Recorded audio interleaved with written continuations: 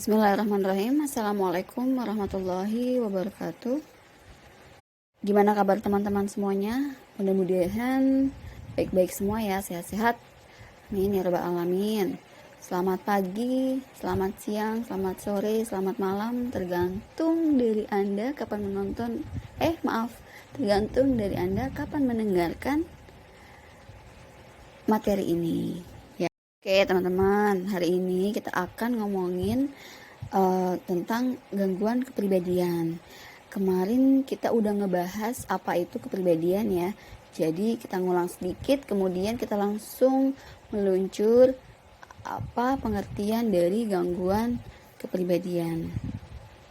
Seperti apa konsepnya, kemudian gejalanya, ciri-cirinya, pembagiannya seperti apa. Nah, silakan dengarkan dengan baik ya. Oke, baik. Nah, kita ke pengertian kepribadiannya dulu.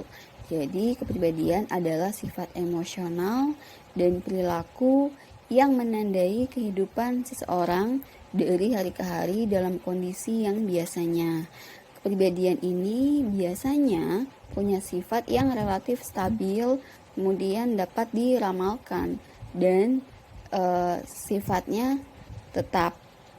Jadi kepribadian ini keseluruhan sikap kita ya sebagai seorang manusia, perasaan termasuk, kemudian ekspresi, temperamen, dan tiga faktor ini, tiga ciri ini ya, tiga macam ini, sikap, perasaan, ekspresi ini akan terwujud dalam tindakan seseorang jika dihadapkan pada situasi tertentu. Nah, itu namanya kepribadian. Jadi, setiap orang pasti punya kecenderungan perilaku yang tetap gitu, atau pola yang konsisten sehingga menjadi satu ciri pribadinya. Makanya kan setiap kepribadian orang-orang itu kan beda-beda ya. Ada yang orangnya dia pemalu, tapi ada yang pemberani, ada yang tertutup, ada yang terbuka, seperti itu. Ada yang introvert, ada yang extrovert, dan lain sebagainya.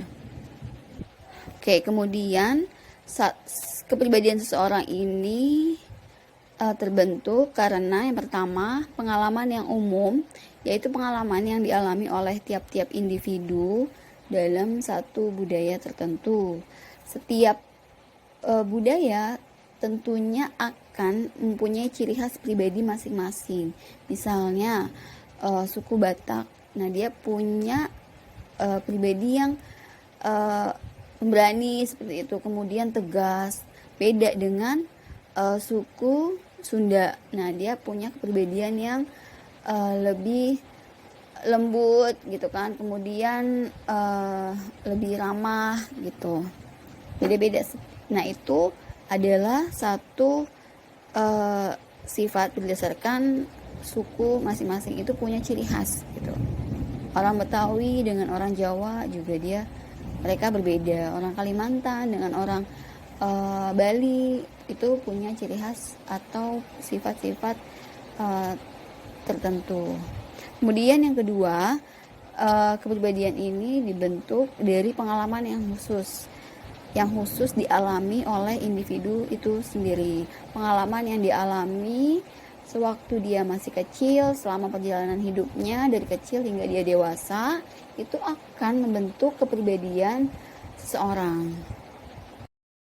Kemudian kita ke slide selanjutnya, yaitu pengertian dari gangguan kepribadian.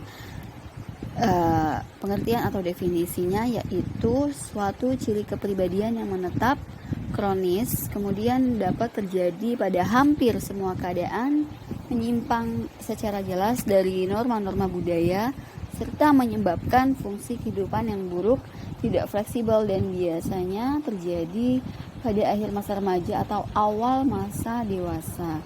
Jadi gangguan kepribadian ini adalah sesuatu yang tidak normal ya, yang tidak normal dialami oleh manusia gitu. Jadi sesuatu yang dialami tapi sesuatu yang dialami seseorang, tapi dia sifatnya akan menyebabkan kehidupannya menjadi tidak baik, fungsi kehidupannya akan menjadi buruk, kemudian tidak fleksibel, akan mengganggu kehidupannya juga gitu, mengganggu fungsi kehidupan sosialnya juga. Dan gangguan kepribadian dialami sekitar 5% dari jumlah penduduk dunia. Oke, terus ada juga nih faktor yang mempengaruhi gangguan kepribadian seseorang. Karena gangguan kepribadian ini adalah salah satu jenis penyakit mental yang mana kondisi ini menyebabkan penderitanya punya pola pikir yang tidak normal, kemudian sulit diubah, dan penderita gangguan kepribadian juga mengalami kesulitan untuk memahami situasi dan memahami orang lain. Biasanya gangguan kepribadian ini muncul pada usia remaja atau di awal dewasa, dan awalnya gangguan kepribadian ini nggak disadari oleh orang yang menderitanya gitu, tapi bisa dirasakan oleh orang-orang yang ada di sekitarnya, karena orang-orang yang di sekitarnya tentu melihat kok ini dia orang aneh gitu ya, kok ini orang dia beda gitu. Jadi dan biasanya orang yang menderita gangguan kepribadian ini akan menimbulkan masalah pada lingkungan sosial, baik di rumah, di sekolah, dalam bisnis, ataupun pekerjaannya. Dan faktor-faktor yang mempengaruhi gangguan kepribadian seorang yaitu ada faktor genetik, kemudian pengalaman buruk pada masa kanak-kanak, kemudian peningkatan hormon testosteron atau hormon estrogen. Jadi tapi sebenarnya penyebab pasti gangguan kepribadian ini tuh belum diketahui ya, gitu, karena kepribadian seseorang itu dibentuk oleh banyak sekali faktor gitu. Tapi dugaan sementara ada faktor yang meningkatkan risiko terjadinya gangguan kepribadian adalah 3 macam ini gitu. Jadi misalnya dia pernah mengalami masa kecil yang tidak bahagia, atau kehidupan keluarganya yang tidak harmonis, atau mengalami trauma, pernah disakiti orang lain, pernah mengalami KDRT. Nah, itu akan menimbulkan gangguan kepribadian pada masa remaja atau masa dewasanya. Kemudian pernah diabaikan, mengalami pelecehan seksual, mengalami pelecehan verbal ataupun fisik, bullying, korban bullying. Nah, itu akan meningkatkan gangguan kepribadian pada diri seseorang gitu. Oke, selanjutnya menurut klasifikasi DSM-4 atau Diagnostic and Statistical Manual of Mental Disorders. Nah, ini orang yang mengalami gangguan kepribadian itu tuh dibagi menjadi 3 kelompok ya. Yang pertama kelompok A. Di kelompok ini adalah orang-orang yang mengalami, orang-orang yang dianggap aneh atau eksentrik. Jadi orang-orang yang mengalami kepribadian paranoid, skizoid, dan skizotipal. Nah, ini disebut dengan kelompok A, yaitu dia punya pemikiran dan perilaku yang aneh, kemudian nggak wajar gitu. Selanjutnya ada kelompok B, yaitu orang dengan perilaku yang terlalu dramatis, emosional, atau eratik, atau tidak menentu. Dia di sini ada beberapa macam, yaitu ada gangguan kepribadian antisosial, gangguan kepribadian ambang atau borderline personality disorders, atau kita sebut dengan BPD. Kemudian gangguan kepribadian histrionik, dan yang terakhir adalah gangguan kepribadian narsistik.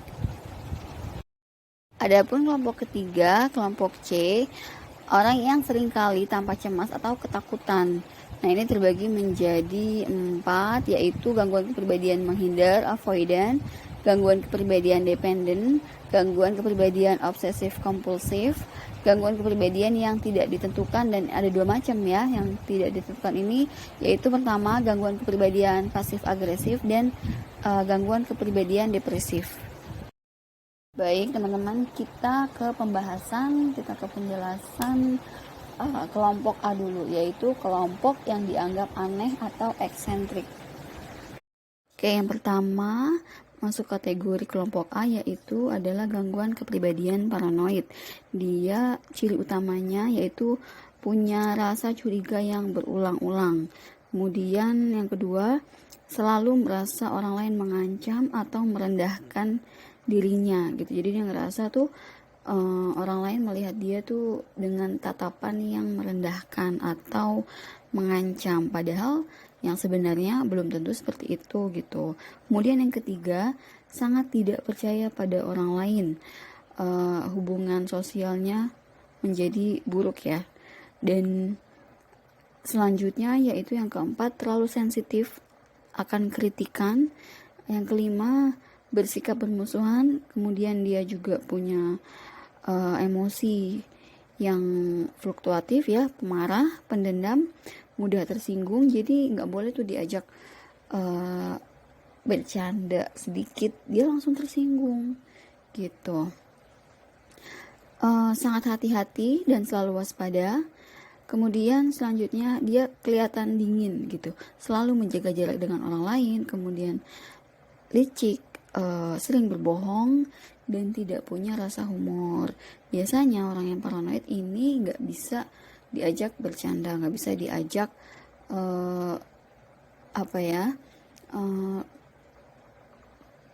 humornya tuh rendah gitu ya. Kemudian kebanyakan dialami oleh laki-laki dibandingkan dengan wanita. Ya, pada beberapa kasus orang dengan gangguan kepribadian paranoid ini terjadi seumur hidup. Kemudian seringnya ya menjadi tanda awal munculnya gangguan skizofrenia. Nanti kita akan bahas lagi apa itu skizofrenia, atau teman-teman kalau mau cari banyak ya sumber-sumber ada di, silakan cari di Google. Kemudian pada sebagian orang pasien ini punya masalah seumur hidup dan biasanya punya masalah perkawinan, dalam pekerjaan juga gitu, menemukan masalah karena memang sifat kepribadian paranoid ini dia nggak suka sifat yang tadi yang disebutkan tadi, contohnya sensitif, kemudian pemarah. Nah otomatis kalau orang yang punya sifat seperti ini pasti aktivitas sosialnya juga tidak baik seperti orang-orang kebanyakan. Kemudian terapi yang bisa digunakan, yang bisa dilakukan yaitu terapi kognitif, yaitu menumbuhkan keyakinan bahwa tidak semua orang adalah pembohong, tidak semua orang berbahaya, dan harus dilakukan dukungan sosial terhadap pasien dengan gangguan paranoid. Yang kedua yaitu skizoid. Ciri utamanya dia ini orangnya yang penyendiri ya, kemudian antisosial, dingin, acuh. Mereka seperti menjaga jarak dari orang sekitarnya. Kemudian di wajahnya jarang menampilkan ekspresi emosional, jarang tersenyum, kemudian jarang mengucap salam sama orang lain karena dia orangnya cuek gitu kan. Tidak terpengaruh dengan kritikan atau pujian, mau dia dikritik, mau dia dipuji, dia nggak dikritik dia nggak marah, dipuji juga dia nggak senang gitu, biasa aja.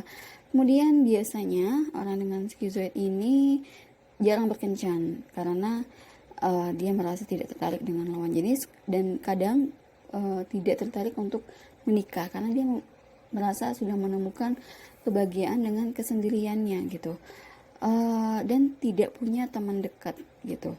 Kalau misalnya perempuan ya cenderung jarang punya inisiatif untuk mengembangkan ikatan emosionalnya dengan pasangan. Dan kalau pria biasanya ya dia jarang menikah karena dia ngerasa nggak nemu orang yang bisa cocok sama dirinya gitu. Dan kadang ada kesenjangan antara penampilan luar dengan inner life. Misalnya dia terlihat tidak minat secara seksual tapi dia tertarik dengan film-film porno atau pornografi gitu. Kemudian punya rasa ingin tahu yang sangat mendalam akan orang lain tapi dia tidak dapat mengekspresikan gitu.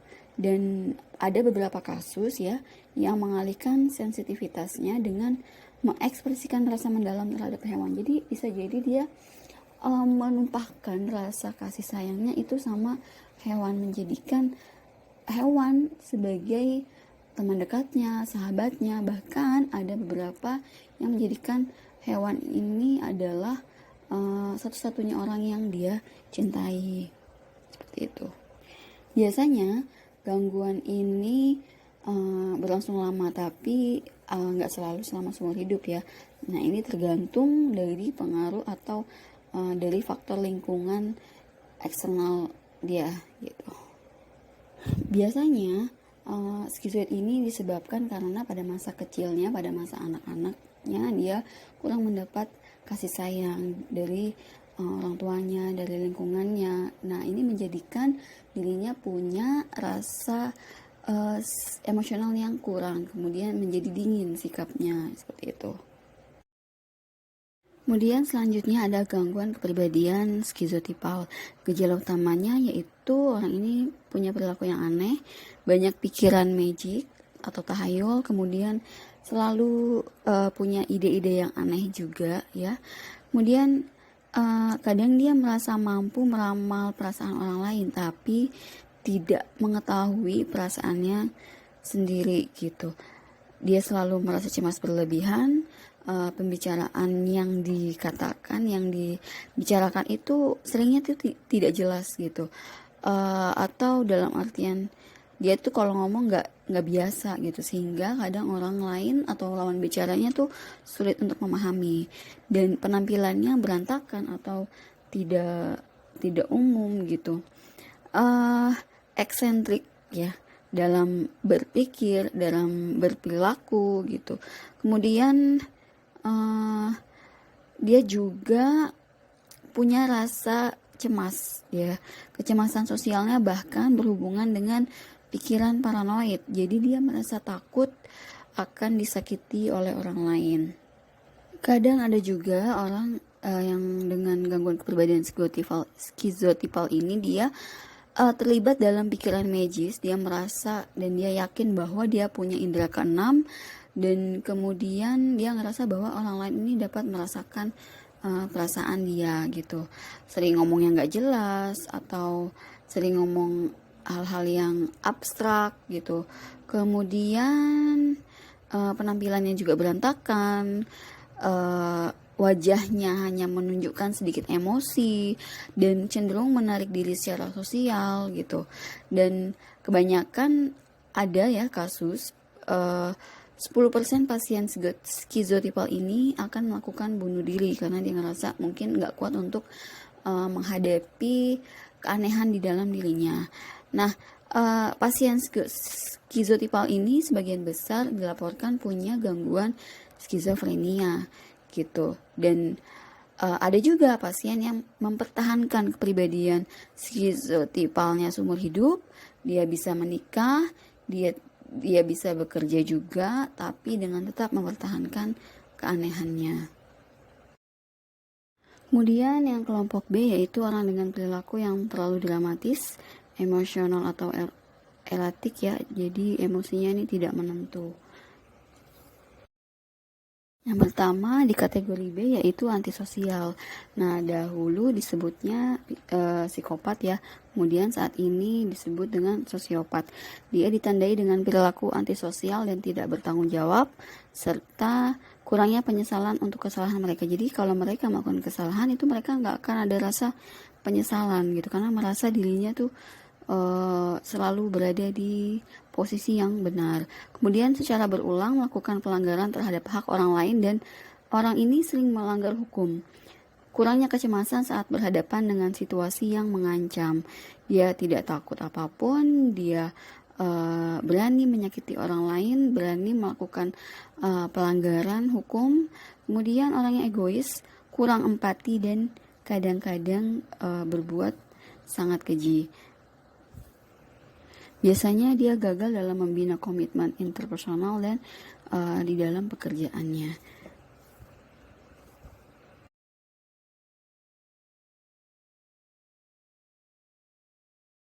Selanjutnya yang kedua dari kelompok B yaitu gangguan kepribadian ambang atau sering disebut dengan borderline personality disorder.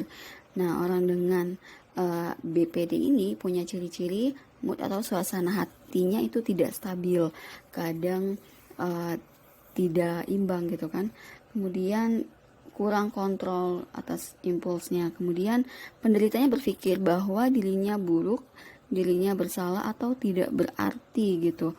Dan biasanya mempunyai perilaku berada pada batas atau ambang antara neurosis dan psikosis. Kemudian dia punya sifat yang impulsif, sering melukai diri sendiri, kadang mencoba untuk bunuh diri, kemudian melakukan hubungan seks yang berisiko, minum alkohol, drugs gitu kan, berjudi tanpa memikirkan risiko kalah. Padahal kan kalau judi seringnya ya orang-orang yang bermain judi itu kan kalah gitu ya, tapi dia nggak peduli, dia selalu melakukan itu lagi walaupun dia tahu untuk menang kesempatannya itu tidak banyak atau sedikit dibandingkan dengan resiko kalahnya. Dia takut diacuhkan oleh orang lain. Kemudian pada lain waktu penderita BPD ini kadang merasa tidak nyaman atau akan merasa risih kalau ada orang lain yang terlalu dekat atau terlalu memperhatikan dirinya. Nah, sering terjadi juga sama orang dengan BPD ini, dia terjadi pergeseran mood. Kadang dapat bersifat argumentatif di satu waktu, kemudian di lain waktu dia kadang depresif, kemudian kadang dia mengeluh tidak punya perasaan pada suatu waktu gitu. Nah, kadang dia punya perasaan kosong, kemudian akan merasa bosan gitu terus menerus. Kemudian perilakunya ini tidak bisa diramalkan dan dia sulit untuk mengendalikan kemarahan serta rentan atau mudah terpancing untuk melakukan perkelahian. Jadi gampang sekali tersulut emosinya seperti itu. Kemudian selanjutnya gangguan kepribadian histrionik. Ciri-cirinya yaitu ditandai oleh kebutuhan yang berlebihan akan perhatian, akan pujian, dukungan berulang, dan persetujuan. Jadi orang dengan gangguan kepribadian histrionik ini dia sangat ingin dipuji oleh orang lain dan dia sangat ingin menjadi pusat perhatian. Kemudian dia melibatkan emosi yang berlebihan dan selalu ingin menjadi pusat perhatian.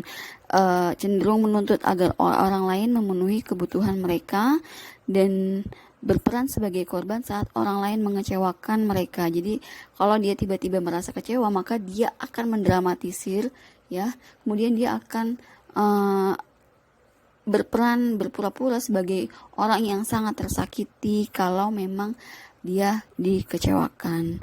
Ciri-cirinya pada pria biasanya dia berpakaian yang macho, yang keren dengan tujuan untuk menarik perhatian, dan pada perempuan dia berpakaian feminin kemudian disertai banyak aksesoris, pokoknya dengan tujuan agar dia menjadi orang yang dilihat oleh orang lain atau menjadi pusat perhatian.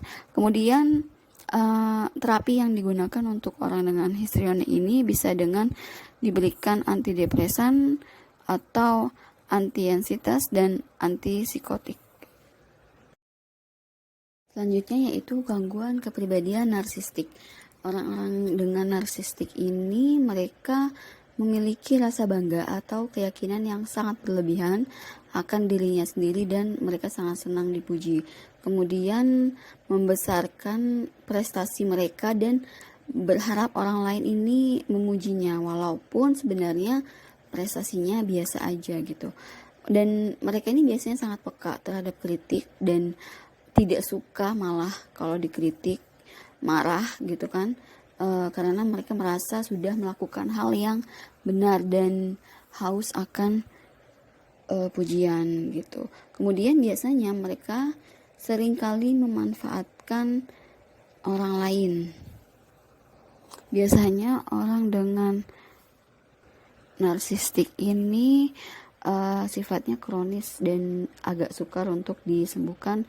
Kemudian bagi mereka kalau menua ini adalah hal yang sangat menakutkan karena atribut mereka adalah kecantikan dirinya, kemudian kekuatan dan kemudaan adalah hal yang sangat penting bagi orang dengan gangguan narsistik. Kemudian dia sangat rentan akan krisis kehidupan di usia pertengahan dibandingkan kelompok lain. Jadi dia merasa kalau menua itu adalah sesuatu yang sangat ingin dia hindari ya, karena dia ingin selalu tampil muda, tampil cantik, tampil menarik kayak gitu. Jadi teman-teman, kita lanjut ke kelompok C, yaitu orang yang seringkali tampak cemas atau ketakutan.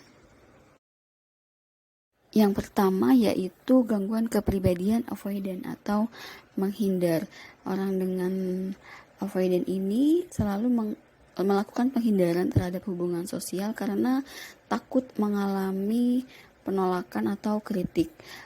Mereka tidak memasuki hubungan tanpa ada jaminan penerimaan. Jadi nggak mau menjalin satu hubungan yang mana belum ada kepastian apakah dia akan diterima. Jadi kalau misalkan dia suka sama seorang tapi dia nggak yakin kalau orang yang dia suka itu akan membalas perasaannya, maka dia nggak akan nembak tuh gitu, nggak akan mau memulai satu hubungan. Kemudian mereka takut dipermalukan di depan publik, takut mencoba hal-hal baru, mudah keliru mengartikan komentar orang lain, merasa kalau misalnya orang lain berkomentar itu dia merasa sebagai penghinaan atau ejekan untuk dirinya. Dia hanya punya sedikit teman, dan kalau misalnya dia mengalami penolakan, maka dirinya akan sangat merasa terluka karena dia memang ya seperti ini, menghindari hubungan sosial gitu. Kemudian sifat dasarnya adalah malu-malu gitu. Kemudian terapi yang dapat digunakan yaitu dengan pemberian obat atenolol atau tenormin. Namun banyak pasien dengan gangguan avoidant ini dia mampu untuk berfungsi di lingkungannya asalkan mereka ada dalam lingkungan yang terlindung. Kemudian mereka juga bisa menikah, bisa memiliki keluarga. Tapi jika sistem pendukung mereka gagal, jika hubungan dalam pernikahan atau keluarga mereka gagal, maka mereka gampang atau mudah depresi, mudah cemas, mudah marah, seperti itu. Selanjutnya, gangguan kepribadian dependence. Nah, ini ditandai oleh kesulitan dalam membuat keputusan dan perilakunya ini sangat bergantung pada orang lain. Dia orangnya pesimis, dia orangnya ragu, kemudian pasif, kemudian dia sangat takut akan perpisahan. Dia sangat patuh dan melekat dalam hubungan serta sangat takut berpisah dengan orang yang menjadi gantungannya gitu. Jadi maksudnya dengan orang tempat dia bergantung gitu. Dia selalu mencari saran dalam membuat keputusan walaupun keputusannya itu keputusan yang sederhana atau keputusan kecil gitu. Dan anak-anak atau remaja dengan gangguan ini selalu meminta orang tuanya untuk memilihkan pakaian, memilihkan makanan, sekolah, bahkan teman-teman mereka. Dia selalu minta dipilihkan, sebaiknya aku teman sama siapa ya ma, kayak gitu. Sebaiknya aku hari ini makan apa ya. Dia nggak punya pilihan, dia nggak punya keinginan ya dalam dirinya, karena dia selalu mengandalkan orang lain gitu. Kemudian orang dewasa dengan gangguan ini kadang membiarkan orang lain memutuskan hal penting bagi dirinya, termasuk dalam hal menikah dengan siapa gitu. Dia nggak punya orang yang dia bisa dia bisa jadikan pendamping hidup. Maksudnya dia mungkin agak bingung ya untuk memilih dengan siapa dia akan menikah, sehingga dia membutuhkan orang lain untuk membuat keputusan itu. Dan biasanya orang yang dependence ini setelah menikah dia sangat bergantung pada pasangannya, termasuk dalam hal memilih di mana mereka harus tinggal, kemudian pekerjaan apa yang cocok bagi dirinya, kemudian tetangga mana yang bisa diajak bergaul. Nah, ini selalu menanyakan hal ini dan menggantungkan keputusannya kepada pasangannya. Namun orang dengan dependence ini mampu bekerja di bawah kemampuan dirinya sendiri gitu ya. Tapi dia biasanya agak peka terhadap kritik serta terpaku pada rasa takut akan penolakan dan pencampakan. Jadi dia takut ditolak, takut dicampakkan, seperti itu. sering mengesampingkan kebutuhannya demi orang lain, kemudian kadang dia rela dihina demi menyenangkan orang lain gitu. Tapi dapat merasa hancur ketika hubungannya itu berakhir gitu, ketika dia mengalami putus baik dengan pasangannya atau dengan istri atau suaminya, itu akan dia merasa hancur sehancur-hancurnya gitu, karena dia tidak kuat, dia tidak mampu untuk hidup sendiri. Oke, selanjutnya yaitu obsesif kompulsif. Nah, ditandai dengan dia orang yang sangat perfeksionis, sangat detail, sangat teratur, sulit mengekspresikan perasaannya. Kemudian dia juga sangat terpaku dengan kebutuhan akan kesempurnaan. Ya, karena dari sifatnya ini yang perfeksionis, maka dia harus melakukan pekerjaannya dengan hasil yang sangat sempurna. Sehingga kadang dia tidak mampu menyelesaikan segala sesuatunya dengan tepat waktu, karena dia menuntut untuk pekerjaannya tampil dengan sangat sempurna gitu. Kemudian apa yang mereka lakukan kadang selalu gagal memenuhi harapan mereka, dan kadangkala dia selalu memaksakan diri untuk melakukan ulang pekerjaannya gitu, dan fokus pada detail yang orang lain anggap tidak penting gitu. Kemudian dia agak kaku dalam melakukan hubungan sosial, dan kadang dia memaksa untuk melakukan hal-hal sesuai dengan caranya sendiri tanpa mau berkompromi, tanpa mau diskusi dengan rekannya atau dengan timnya gitu. Dan kadang merasa sulit untuk membuat keputusan, kemudian menunda atau menghindari dalam mengambil keputusan karena takut membuat keputusan yang salah. Dan yang terakhir yaitu gangguan kepribadian pasif agresif atau negativistik. Nah, ini gejala utamanya yaitu senang menghalang-halangi, menunda-nunda, kemudian keras kepala, tidak efisien. Dan hal ini adalah manifestasi sikap agresif yang diekspresikan secara pasif. Kemudian orang dengan gangguan kepribadian ini banyak mengeluh ya, sehingga orang lain ini tidak mengerti dan tidak dihargai, dan dirinya merasa tidak beruntung ya, dan kadang sering menyalahkan orang lain atau menyalahkan orang tempat ia bergantung, tapi dia tidak mau melepaskan dirinya dari orang yang tempat dia bergantung. Kemudian dia tidak memiliki ketegasan dalam bersikap atau dalam mengambil keputusan.